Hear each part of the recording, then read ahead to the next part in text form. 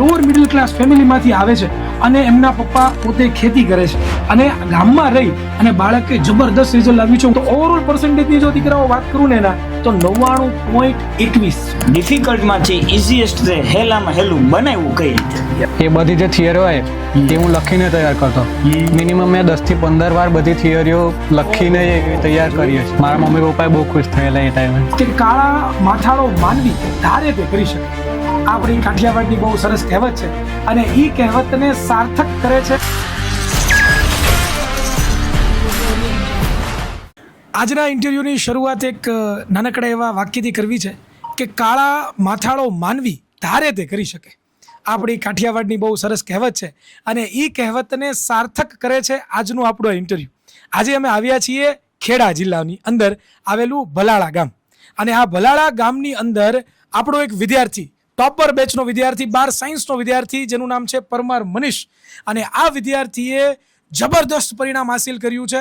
ભાઈ એકદમ ઓછીમાં ઓછી સુવિધાઓ અને એકદમ આમ જોવા જઈએ ને તો લોઅર મિડલ ક્લાસ ફેમિલીમાંથી આવે છે અને એમના પપ્પા પોતે ખેતી કરે છે અને ગામમાં રહી અને બાળકે જબરદસ્ત રિઝલ્ટ લાવ્યું છે. હું જરાક એમના તમને પર્સન્ટેજ કહું ને તો ઓવરઓલ પર્સન્ટેજની જો દીકરાઓ વાત કરું ને એના તો 99.21. વિચાર કરો, જસ્ટ ઇમેજિન.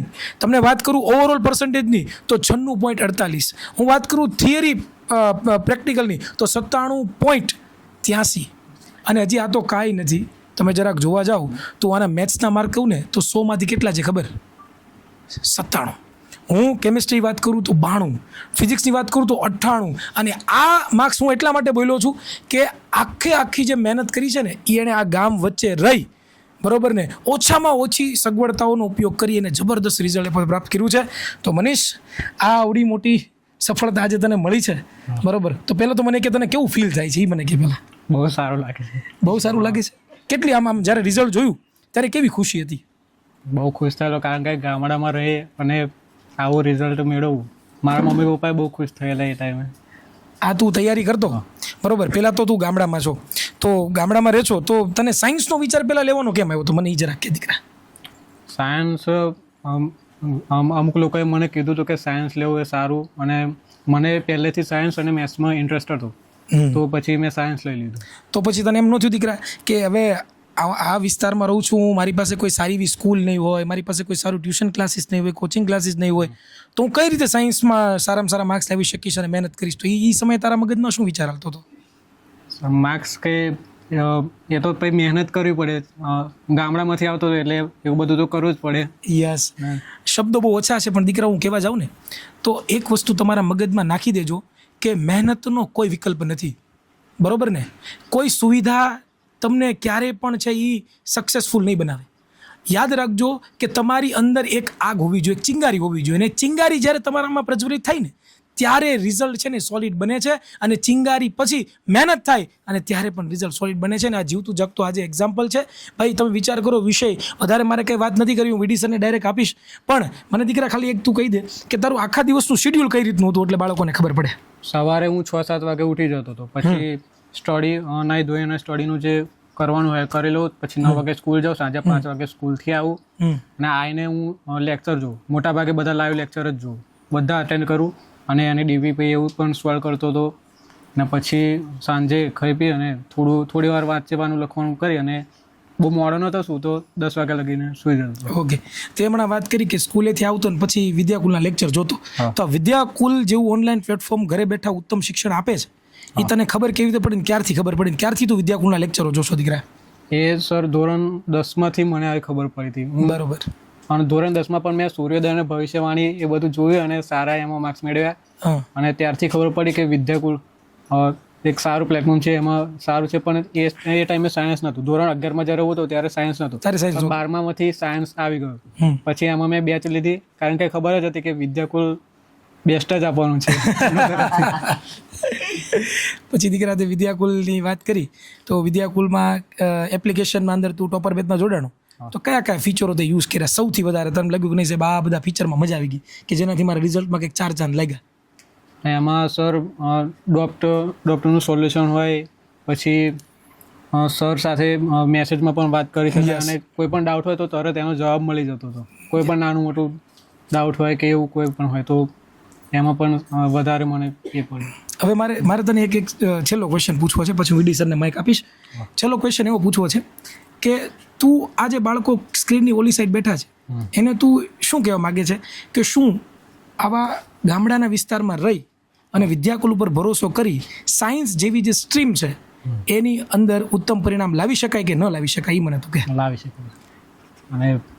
અને સાયન્સમાં તો સર એવું નહીં કે છેલ્લે પરીક્ષા આવે છે ત્યારે જ મહેનત કરી, શરૂઆતમાંથી જ મહેનત ચાલુ કરવી પડશે. મેન મુદ્દો આ. યસ, એટલે ભાઈ જે વિદ્યાર્થીઓ વિચારે છે ને કે ભાઈ ટોપર બેચમાં જોડાવું છે, દીકરાઓ જોડાઈ જાઓ, કારણ કે A1 ક્વોલિટીનું શિક્ષણ આપીએ છીએ. અને તમે જોયું છે આ પરિણામ, હું શરૂઆતમાં તમને મેં બોલ્યો છું, આ પરિણામ છે ને એ દેખાડે છે કે વિદ્યાર્થીની મહેનત હોય અને વિદ્યાકુલ જેવા શિક્ષકોનો સપોર્ટ હોય એટલે 100% રિઝલ્ટ મળે છે. હવે વીડી સરને આપણે માઇક આપીએ છીએ. વિની સર, તે એક્ઝામ આપ્યા પહેલાં એવું નિર્ધારિત કર્યું હતું કે મારો ગોલ આ રહેશે, એક્ઝામ પછી હું આટલા પર્સન્ટેજ લાવીશ, એવું કાંઈ નક્કી કર્યું હતું તે?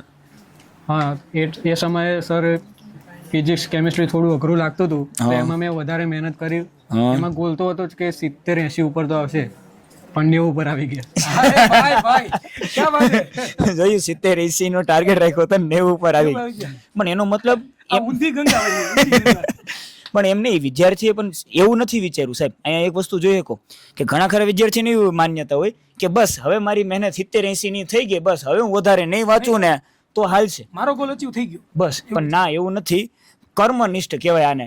સતત કર્મ કર્યા જ રાખો એટલે મને મારું ફળ મળશે ને મળશે. હવે ફિઝિક્સ કેમિસ્ટ્રી અઘરું લાગતું હતું અને એ જ વિષયમાં તે બધાથી વધારે સારા માર્ક્સ લેવાશું. હવે એ ડિફિકલ્ટમાંથી ઇઝીએસ્ટ હેલામાં હેલું બનાવ્યું કઈ રીતે? સર ફિઝિક્સમાં પહેલાં તો હું મેથ્સનો સ્ટુડન્ટ છું એટલે મને ન્યુમેરિકલ તો આવડે. હા. અને થિયરીમાં પણ મોટાભાગે સાબિતીની એવું એમાં પણ મેથ્સને એવું આવે તો એ મારે ફાયદો પડે. હા. અને એ બધી જે થિયરી હોય એ હું લખીને તૈયાર કરતો. મિનિમમ મેં 10 થી 15 વાર બધી થિયરીઓ લખીને તૈયાર કરી છે. 10 થી 15 વાર લખીને તૈયારી કરી છે, કારણ કે ખબર પડે જેટલું લખો ને એટલી તમારી ભૂલું સુધરે ભાઈ. ફિઝિક્સમાં કેટલા માર્ક્સ છે? 98 માર્ક્સ. અને તને ક્યાં લાગે ક્યાં બાકીના 2 માર્ક્સ કપાણા છે? MCQમાં માર્ક કપાના છે. એનો મતલબ એક વસ્તુ એવો અંદાજો લાગી શકે કે થિયરીમાં જે 50માંથી 50 પૂરેપૂરા માર્ક્સ છે. હા, 100% સર. હવે થિયરીમાં 50માંથી 50 પૂરેપૂરા માર્ક હોય તો કાંઈક તો એની પાસેથી ટિપ્સ નીકળે ને નીકળે. કઈ રીતે તું પેપર લખતો, કાંઈ એવું તારા મગજમાં એવો વિચાર કે આવી રીતે પ્રોપર થિયરી ડેરિવેશન કરીએ તો સામેવાળા શિક્ષક માર્ક કાપી જ ન શકે એવું. જેટલા પ્રશ્નો લખવાના હોય, જેમ કે 12માંથી 9 લખવાના હોય તો હું 10 લખી દેતો. 3 સેક્શન હોય ABC, ત્રણેયમાં મેં એવું કર્યું કે એક્સ્ટ્રા લખ્યો. પછી બધી જે માહિતી આપેલી ન્યુમેરિકલ જો કે જેમ કે હોય તો એમાં બધી માહિતી પહેલાં લખવાની, પછી એ રીતે વ્યવસ્થિત લખવું પડે, આકૃતિઓ બરાબર વ્યવસ્થિત દોરવી પડે એવું બધું. અને એ પરીક્ષામાં એ પહેલી વાર પરીક્ષા આપે તો એવું બધું ના ફાવે, પણ પહેલેથી પ્રેક્ટિસ એની હોવી જરૂરી. જોયું, દાખલાની ગણતરી માટે પણ એને કીધું, દાખલા માટે તમારે પહેલાં બધી માહિતી આપેલી લખવાની, આકૃતિની જરૂર પડે ને આકૃતિ, સ્પષ્ટ આકૃતિ દોરવાની, અને પછી વ્યવસ્થિત આન્સર લખવાનો, તો તમારા માર્ક્સ ક્યાંય પણ કપાય નહીં. આને કહેવાય ટોપર સ્ટ્રેટેજી ભાઈ. રેડી? હવે બીજા આવી રીતે કેમિસ્ટ્રી વિષય છે, રેડી? હવે મેથ્સ વિષય છે, એમાં તે કેવી રીતે ટેકલ કર્યું? કેમિસ્ટ્રીમાં સર ઓર્ગેનિક કેમિસ્ટ્રી હોય એ બધાને બહુ હાર્ડ લાગતું હોય.